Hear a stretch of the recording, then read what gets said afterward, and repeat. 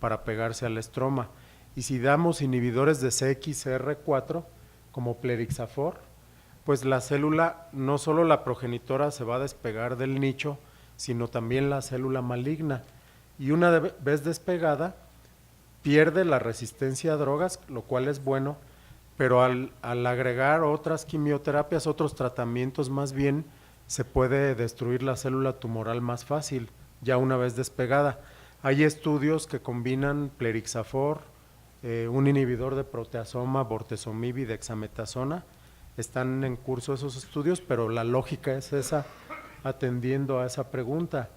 Y Ibrutinib tiene algo parecido, pero en el ganglio. También despega los linfocitos, en lugar de que sea del microambiente de la médula, los despega del ganglio y los moviliza a la sangre periférica, lo cual no es malo, pero también los hace un poco más sensibles a los tratamientos.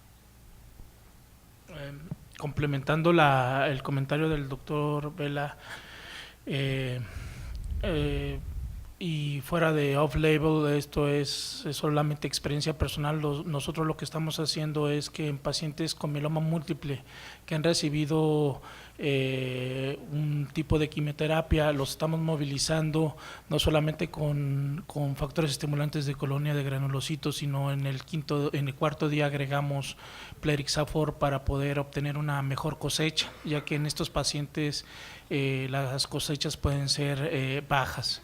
En el cuarto día estamos dando una dosis también de bortezomib, y bueno, esto es experiencia personal, no está publicada ni nada.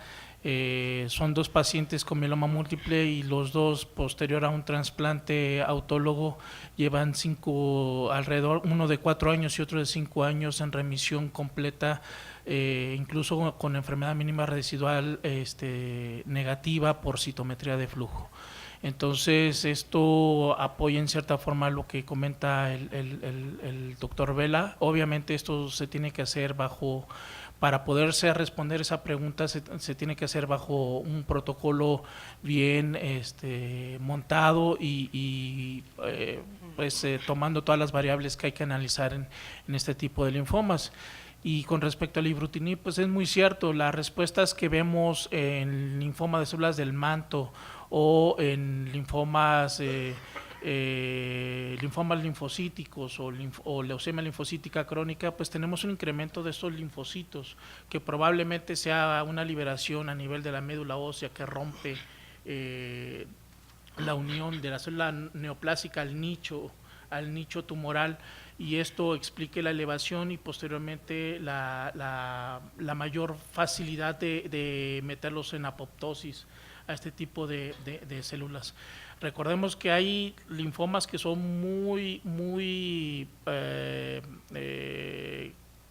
no quiero utilizar la palabra el homing, o células que tienden a irse a ciertos órganos.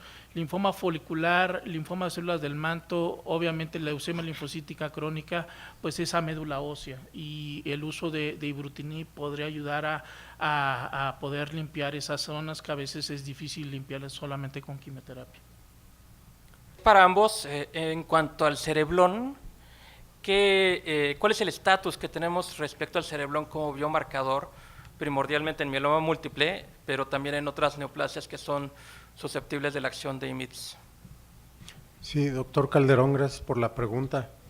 El cereblón se descubrió hace años, es una proteína indispensable para que todos los inmunomoduladores actúen sobre la célula tumoral y sobre el sistema inmune también. Básicamente el cerebrón lo que hace es acoplarse a otras proteínas que están en el interior de la célula, un complejo proteico, y al final de cuentas toda esta interacción que tiene el cerebrón es inhibir dos factores muy importantes que tiene la célula tumoral para replicarse, los famosos factores Ícaros y Aiolos. Entonces, al dar un IMiD, cuando se expresa cereblón, lo que hacemos es inhibir estas dos moléculas llamadas Ícaros y Aiolos, que son indispensables pues para el crecimiento de la célula tumoral. Y también estos dos factores de transcripción son importantísimos para su función inmune.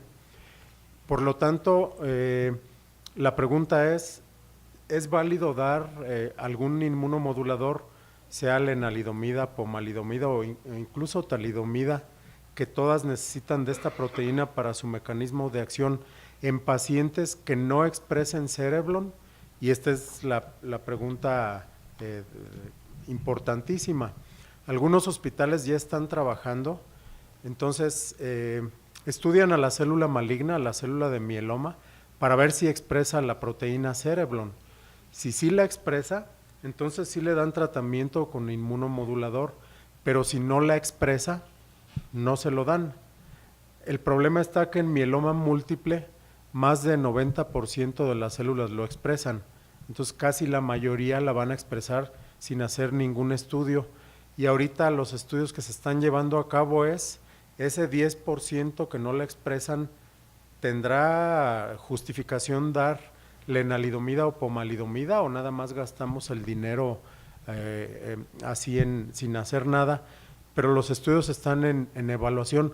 Todavía hoy en día, por ejemplo, no está avalado ni por la FDA de Estados Unidos, ni por EMA, ni por nadie, que sea un marcador el cereblon, su presencia, para poder dar algún inmunomodulador. Pero pudiera ser que en un futuro sucediera, ya hay estudios muy adelantados al respecto, pero hasta ahorita no hay nada. En linfomas prácticamente no hay nada de evaluación del cereblon. Probablemente en el subtipo de célula B activada sea donde se pueda encontrar esta proteína positiva. Eso con respecto a linfomas. Ahora, con respecto a la determinación de cereblon, ya hay marcadores de inmunohistoquímica que se pueden utilizar. El problema es que son cualitativos. Entonces es positivo y uno lo puede graduar en cruces, 1 cruz, 2 cruces, 3 cruces, pero eso no hay ningún estudio que pueda explicar o que pueda ayudarnos a responder la pregunta de a quién le doy un IMiD, si solamente con que solamente esté positiva o que tenga que ser altamente positiva para tener una mejor respuesta. La lógica te dice que si entre mayor es la expresión, mejor debe ser la respuesta. Entre menor la expresión, la respuesta debe ser menor, pero no tenemos ningún estudio científico que te apoye eso. Hola, buenas noches. ¿Hay algún medicamento que ataque directamente al microambiente y que aísle de manera efectiva la célula tumoral? Pues, mieloma. ¿Directamente solo al microambiente? Ajá, exacto. Generalmente no hay así una medicina que solo actúe allí, sino que los medicamentos nuevos tienen muchos mecanismos de acción y uno de ellos, que es uno de los más importantes, es inhibiendo el contacto con el microambiente. Tal vez así tomándolo como tal, lo que acabamos de mencionar del plerixafor, que solo despega CXR4 de CXL12, despega a la célula y la pone a circular en la periferia. A lo mejor eso es lo único que se me ocurre ahorita como únicamente en microambiente, pero la mayoría de los monoclonales y de otras drogas nuevas, además tienen otro efecto, 4 o 5 mínimo más, para destruir a la célula tumoral. De igual forma, yo creo que no hay ningún medicamento. Normalmente los medicamentos van tratando de actuar sobre la célula tumoral y el microambiente. Los IMiDs actúan sobre la célula tumoral y también sobre el microambiente. Igual estoy de acuerdo que el plerixafor tal vez solamente sea un medicamento que coadyuve para la separación del nicho tumoral y la célula neoplásica, pero no creo que en estos momentos haya un medicamento exclusivo. Bien, pues agradezco a nuestros ponentes por sus brillantes disertaciones y agradezco infinitamente la presencia de todos y cada uno de los asistentes, así como aquellos que se han tomado el tiempo para seguir nuestra sesión en línea Agradezco nuevamente al Laboratorio MER por su apoyo